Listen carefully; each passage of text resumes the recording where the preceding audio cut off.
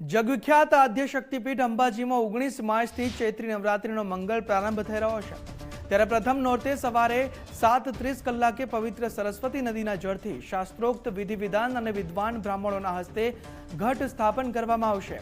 આ પવિત્ર પર્વ નિમિત્તે 19 થી 26 માર્ચ સુધી માતાજીના દર્શન અને આરતીના સમયમાં ફેરફાર કરાયો છે, જેમાં સવારે 7 વાગ્યે મંગળા આરતી અને ત્યારબાદ રાત્રે 9 વાગ્યા સુધી અલગ અલગ તબક્કે દર્શનનો લાભ ભક્તો લઈ શકશે। ખાસ કરીને આઠમ અને પૂનમના દિવસે માતાજીની આરતી વહેલી સવારે 6 કલાકે યોજાશે।